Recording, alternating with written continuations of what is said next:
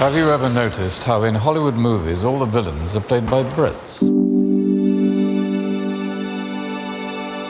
It's quite hard to tempt me to do commercials because I'm, always busy preparing my next film. But this just struck me as, a really great story and very funny, and like all good ideas, it hit at a truth. And I found myself sort of wondering, why is this cliche true? Why do Brits make such good villains?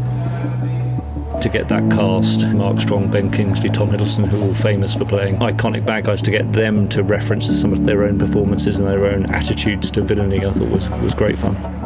A villain is in control.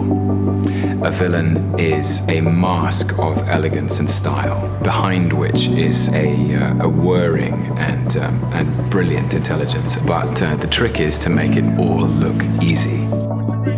I think the best bad guys are very charming and very witty, and their villainy, as it were, comes at the twist of a wrist or the flick of a finger. We never break a sweat, we don't get our hands dirty, and the devil plays all the best tunes, particularly in a British accent. We're exotic and unusual. That fits the role of the bad guy very well. Also, I think we're unafraid of playing villains. I think we didn't grow up in a culture which reveres the hero necessarily. We have Richard III, we have Macbeth, who murders a king. The reason why I think villains are kind of important is a hero is only as good as its villain. You can't be a hero without a villain.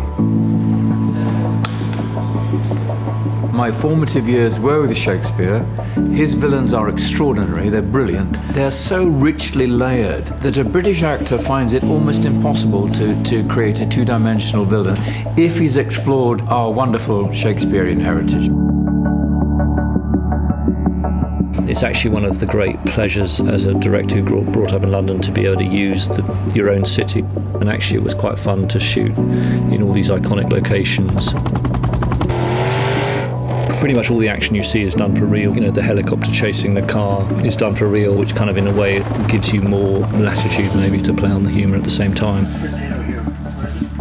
Mark Strong turned out to be incredibly impressive in doing his own driving with the Russian arm. He was true to his villainous character in that he was completely calm about doing, manoeuvres.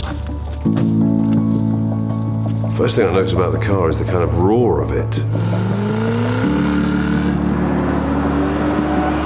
You're sitting low down, looking over that dashboard with that bonnet, with that noise.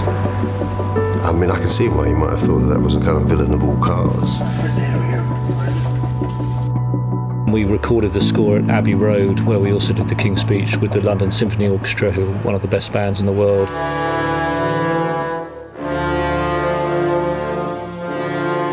Alexandre Desplat did an amazing job creating a score that both referenced the tradition of sort of action movie scores, but also, of course, being Alexandre, come up with a really memorable melody.